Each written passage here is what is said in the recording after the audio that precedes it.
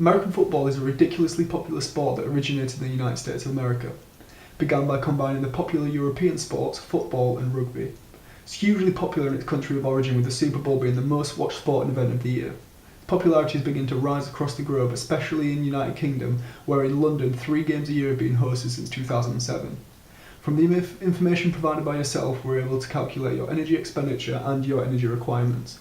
You've informed us you're a 21-year-old male standing at 1.79 metres tall and weighing 79 kilograms. From this, we're able to calculate your BMI, which came in at 24.6, a healthy BMI for somebody of your height. You also informed us that you play for the Great Britain national side at American football and for the University of Sunderland. You train up to 15 hours a week, 2 to 3 times a week, and then in your own time at the gym. To carry out any physical activity, energy is needed. Energy from food, known as nutrition. Energy from a range of food is known as macronutrients. These are things like carbohydrates, which is rice, breads, pastas, stuff like that. Proteins, which is like chicken, fish, beef, or fats, which is stuff like cheese or butter. Energy from foods is more commonly known as calories. It's important to understand what you need to consume in order to carry out exercise for a long period of time. For example, an American football match can last up to 4 hours. It's recommended that an American footballer would benefit most from a high carbohydrate, high protein diet. This is due to the fact that the glycogen stores within the body are normally at a low level, allowing for only a couple of hours of exercise at moderate intensity. By ingesting carbohydrate food, you're able to increase these stores through the use of glucose, which is then used as energy and helps for an athlete to perform for a longer period of time at a high intensity. A study was carried out about the effects of protein on the body, and it found that ingesting just 20 grams of protein after or during exercise saw a huge increase in muscle protein synthesis. This means that a performer would be able to rebuild muscle easier and quicker, and would be able to perform once again at high intensity shortly after a high intensity session has just ended.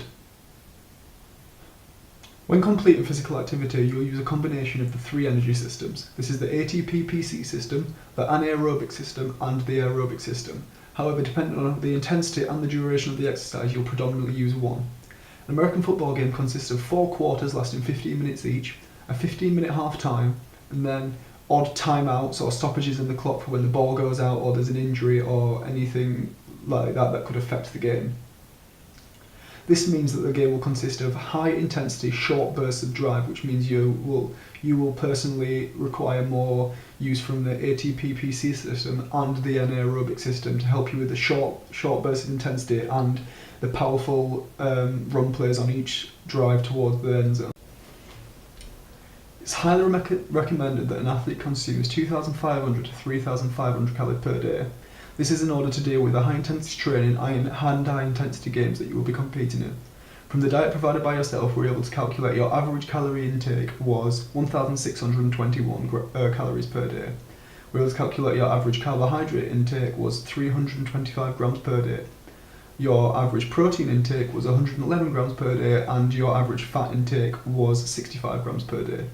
We're also able to calculate your resting metabolic rate, or RMR, which is the amount of energy needed to maintain the body in a resting state. This was calculated at 1,906 calories per day. Using the Wind Diets program, we're also able to calculate the amount of energy needed to maintain your current body weight, which was 3,106. This is due to the fact that you're quite active, a very active individual, training for the Great Britain side, the university team, and in the gym in your own time.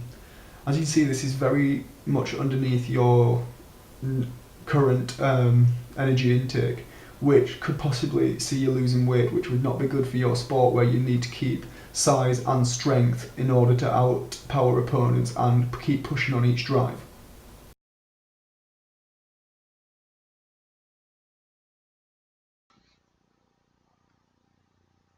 Right, so what I'm addressing is section 2, the dietary analysis. Using Wind Diets, I created a 3-day food diary using the provided nutritional information. I created 5 graphs and 1 table plotting the macronutrients and the respective components. I found, firstly, that your calorie intake over these days is vastly inconsistent. Although I've said myself, this could be down to a genuine anomaly within your diet that could otherwise be consistent and healthy. Your first day, in terms of your calorific intake, you reached a total of 1,608 calories, with the second day's total coming in at 1,500, and then what I would have said your indulgent third day with that buffet coming in at about 1,800 calories. With this in mind, it is worth remembering that all of these fall below your recommended daily intake of 1,906 calories, which was determined as your resting metabolic rate. So that's the amount of calories your body is going to need before just to function before you're doing any of these things that you've told us about in your 15 hours of physical activity. So we've got to understand macronutrients, because it's all fine and well me telling you about them, but I need to break them down. So we've got carbohydrates, proteins, and fats. So the role of carbohydrates provide energy. They are the body's main source of fuel. They're needed for physical activity, brain function, and operation of the organs. All cells and tissues in your body need carbs. Carbs is the fuel of the body, essentially, and it is the most easily available in terms of dietary. In terms of what you can eat. Proteins are large complex molecules that play many critical roles in the body. They do most of the work in the cells and are required for the structure, function, and regulation of your body's tissues and organs. Proteins are made up of hundreds of thousands of smaller units called amino acids. You can find these in supplements such as BCAAs, and they're the most readily available and easiest to digest form of protein, the most basic way they can sort of exist. And fat, it is a backup source of energy to fuel your workout when carbohydrates are not available. Fat is an essential part of your diet. It provides energy, it absorbs certain nutrients, and maintains your body's core temperature. So macronutrients. I created a table of results that plot the 3 macronutrients over the 3 days in a table that showed the daily intake of carbs, fats, and proteins, plotted using the standard unit of measurement, grams, which is how we measure everything. Carbs gradually increased from the first day, starting at roughly 200 grams before spiking at just shy of 500 grams by the third day. Obviously, this is the day when you went for a buffet. We can't physically track it, but we've did the best we can, and it's a lot to be eating. All in all, you never fail to fall underneath what we recommended to you is your daily dose of 200 grams of carbohydrates. You never fell below this, so you'll never have a deficit in terms of your energy demand. Fats, again, these followed a smaller and more similar trend. It started at 43 grams, which falls just below what we recommended is 50 grams a day. And then by the third day, it's up there at about 90 grams of fat.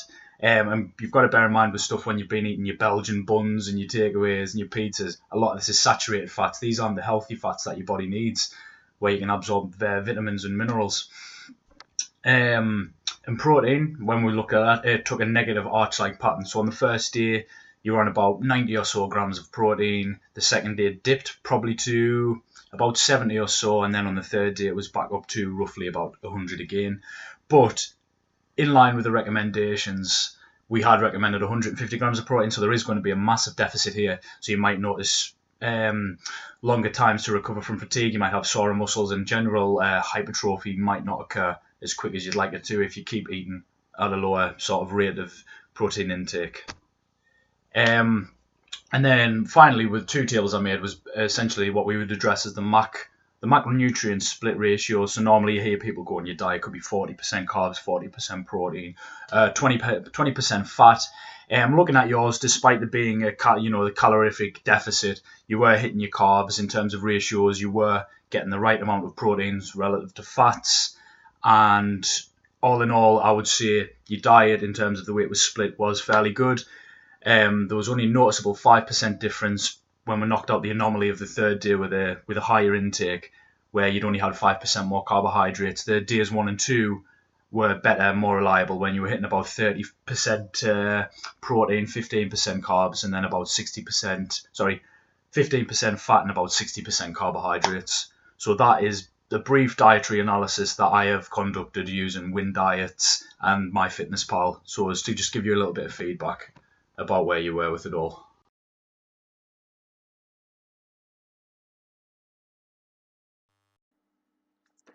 Hi, I'm Jason, and today we'll be looking at the recommendations part of the diet for the American footballer aged 21. First off, in terms of calories, he is currently consuming an average of 1,621 calories per day, which is much lower than actually expected. Recommended for his age, sport, and position, you're looking at around 2,500 to 3,500 calories a day is what would be ideal. Potentially leaving, basically at the moment, body short of the vitamins and nutrients that it really needs. To achieve the more ideal calorie intake, you're looking at basically improving, first of all, your set meal times.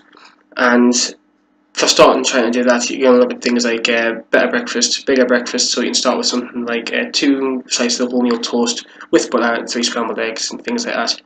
Calories itself, though, must definitely be up so that you have the correct energy levels needed to perform to the best of your abilities.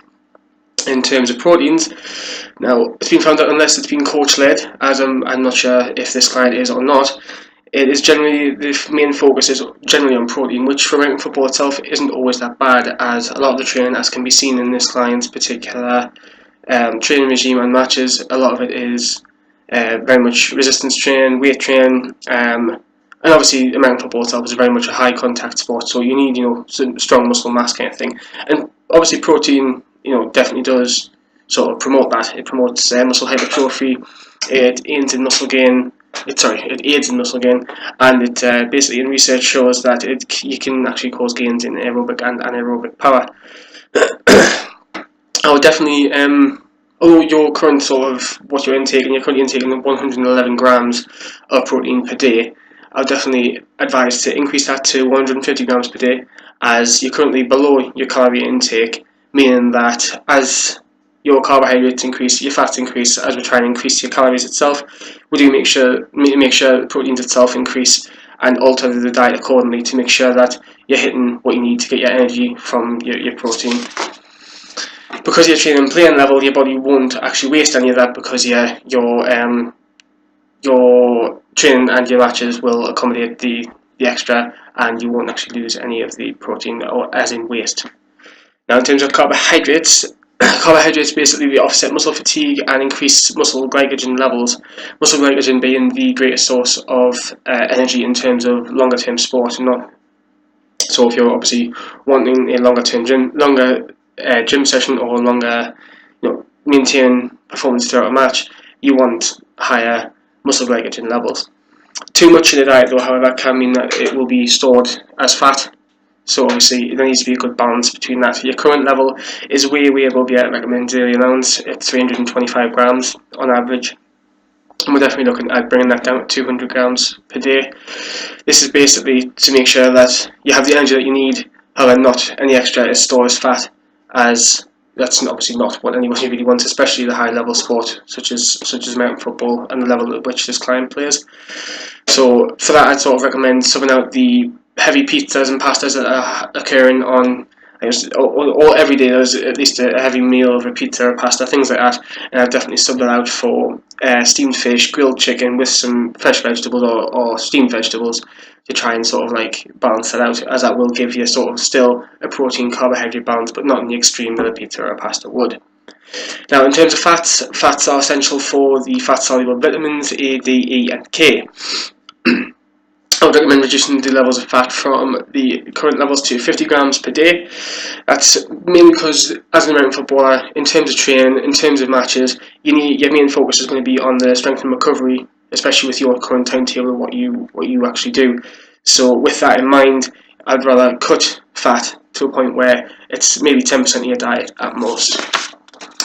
In terms of micronutrients, previous research is quite scarce in micronutrients as to what is actually definitely needed in the sport. However, your zinc and iron levels are both low and not incredibly bad, to the point where you're having any kind of lapse in what you actually need. I would definitely, however, consider incorporating some spinach, shrimp, beef, kidney beans and foods like that into your diet to make sure you hit everything that you definitely need. The calcium levels, though, however, do pose a risk, as they are 569 milligrams on average per day lower than what they should be, meaning that can cause things like osteoporosis and just generally bone weakness, which obviously would threaten your long-term playing future as an American footballer. I advise definitely more dairy, such as yogurt, cheese and milk to snack on, and for example 200 millilitres of milk substituted out for a drink of water would give you 258 milligrams of calcium and with only 1% of fat. Now, in terms of recommendations during your exercise resistance sessions, you need high protein before and after. This is to maximise hypertrophy and strength development. Make sure that protein is consumed within 2 hours after your exercise, although ideally within 20 minutes, again to try and combat any muscle soreness, things like that.